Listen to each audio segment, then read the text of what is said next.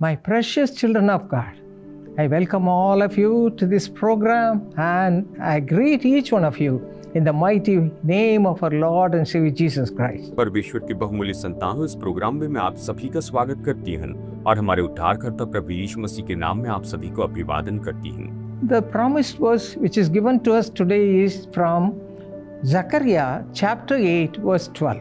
आज का प्रतिज्ञा का वचन जकरिया अध्याय 8 वचन 12 से है।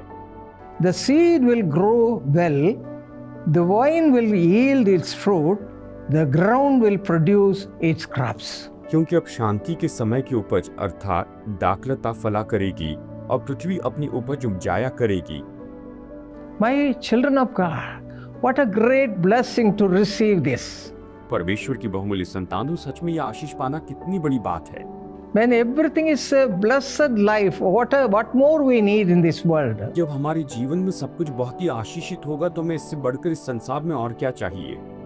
To receive this great blessing of God, we have to rely upon God and we should hold on to God for all the needs of our life. और परमेश्वर की इन आशीषों को पाने के लिए हमें परमेश्वर पर आधारित रहना है और अपने जीवन में इन सारी आशीषों को प्राप्त कर लेना है। Titus 3:14 says, and let our people also learn to maintain good work to meet urgent needs that they may not be unfruitful. तीतुस 3:14 कहता है, तुम्हारे लोग भी आवश्यकताओं को पूरा करने के लिए अच्छे कामों में लगे रहना सीखे ताकि निष्फल न रहे। And how to receive God's blessings? You read John 15:5. It explains so beautifully. और परमेश्वर की आशीषों को कैसे प्राप्त करें, यूहन्ना 15:5 बहुत ही सुंदर तरीके से बताता है। Jesus says, I am the vine and you are the branches. If you remain in me and I in you, you will bear much fruit. Apart from me, you can do nothing. यीशु ने कहा, मैं दाखलता हूँ, तुम डालियां हो। जो मुझ में बना रहता है और मैं उसमें, वो बहुत फल फलता है, क्योंकि मुझसे अलग होकर तुम कुछ भी नहीं कर सकते।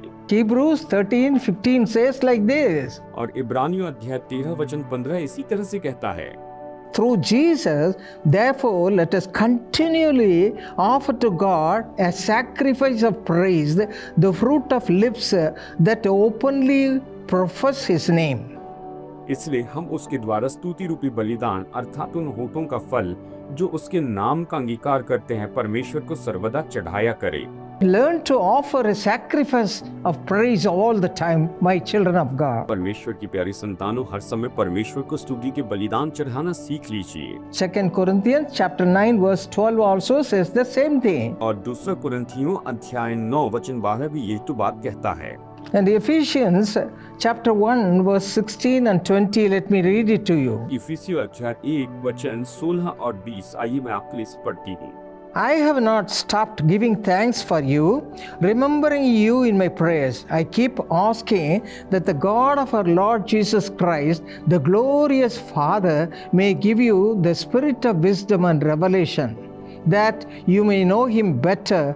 Pray that the eyes of your heart may be enlightened, in order that you may know the hope to which he has called in his holy people.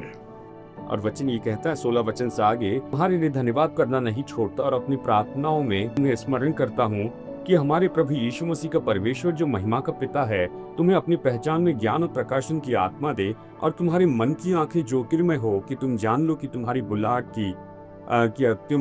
की आशा क्या है और पवित्र लोगों में उसकी मिरास की महिमा का धन कैसा है।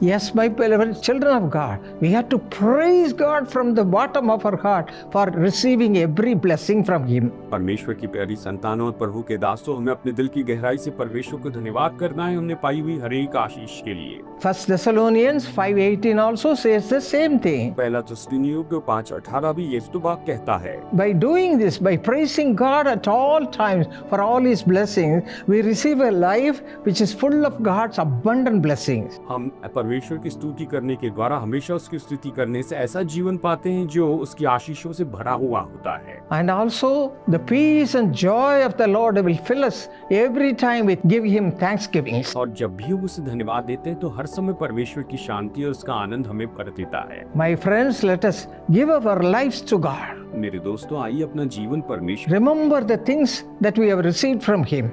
परमेश्वर से हमने जो वस्तुएं पाई है उसके लिए उसे स्मरण And करें। even now, let us thank God for His mercy. आइए इस समय परमेश्वर की दया के लिए Shall we धन्यवाद। pray?